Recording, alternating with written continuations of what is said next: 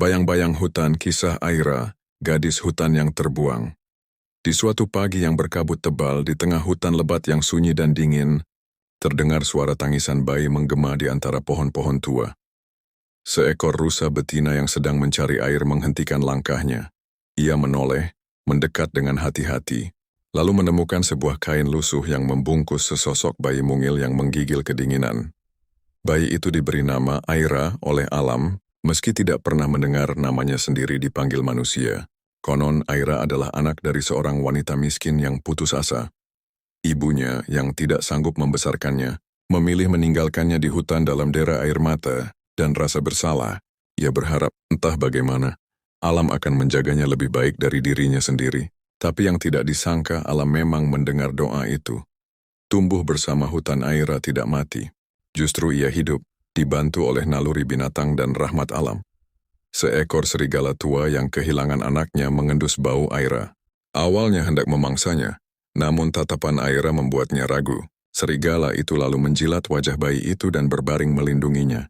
Sejak saat itu, serigala tua itu menjadi ibu Aira. Hari berganti bulan, bulan berganti tahun. Aira tumbuh tanpa bahasa manusia, tapi memahami bahasa angin. Lanjutan, tumbuh bersama hutan Aira tidak mati. Justru ia dirawat oleh alam dengan cara yang tak masuk akal bagi manusia. Rusa betina yang pertama menemukannya menjaga bayi itu seperti anaknya sendiri.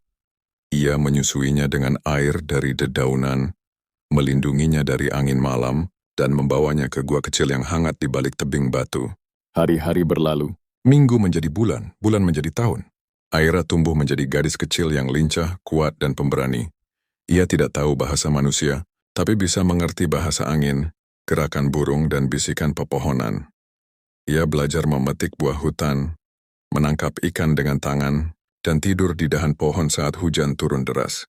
Harimau, ular, dan binatang buas lain tak pernah menyakitinya, seolah-olah mereka tahu bahwa gadis kecil itu adalah bagian dari hutan, darah dan jantungnya alam.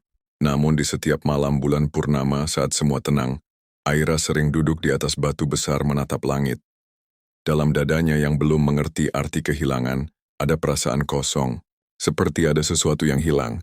Pertemuan tak terduga suatu hari, belasan tahun kemudian, sekelompok penjelajah hutan tersesat. Mereka mendirikan tenda di dekat sungai. Tak jauh dari tempat Aira biasa mandi. Dari balik semak, Aira memperhatikan mereka dengan rasa ingin tahu. Ia tak pernah melihat manusia sebelumnya. Pakaian mereka, tawa mereka, cara mereka berbicara, semuanya asing tapi memikat. Salah satu penjelajah, seorang wanita muda bernama Maya, melihat bayangan Aira. Ia terkejut melihat seorang gadis remaja berambut kusut dan berpakaian dari kulit kayu berdiri diam seperti patung. Tatapan mereka bertemu. Mata Aira begitu dalam dan menyedihkan, seperti danau tua yang menyimpan rahasia. Maya mendekat perlahan dan Aira tak lari. Ada sesuatu dalam diri Maya yang terasa hangat. Rahasia terungkap setelah beberapa hari. Maya dan timnya berhasil membujuk Aira untuk ikut keluar dari hutan. Ia dibawa ke kota, dirawat, dan diberi pakaian layak. Meski Aira tidak mengerti banyak, ia mulai belajar bahasa, membaca, dan mengenal dunia manusia yang begitu asing baginya. Sampai akhirnya, Maya penasaran tentang asal-usul gadis ini. Mereka mulai menelusuri catatan lama, berita-berita, dan rumah-rumah penampungan. Tak disangka mereka menemukan sebuah berita tua. Seorang bayi perempuan hilang di hutan 17 tahun lalu. Sang ibu mengaku telah kehilangan anaknya saat melintas hutan. Tapi kenyataan sesungguhnya terbongkar. Sang ibu yang kini tinggal sendiri di kota kecil mengaku menelantarkan bayi itu karena tekanan hidup. Ia menangis saat tahu anaknya masih hidup. Namun Aira hanya memandang wanita itu dengan tatapan kosong. Aira menentukan takdirnya. Aira tidak membenci ibunya, tapi ia juga tidak merindukannya.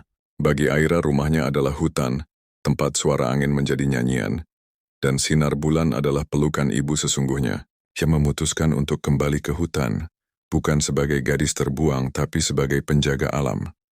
Kini, orang-orang menyebutnya Putri Hutan. Legenda tentang Aira menginspirasi banyak orang untuk mencintai dan menjaga alam. Karena dari luka terdalam, kadang lahir kekuatan terbesar.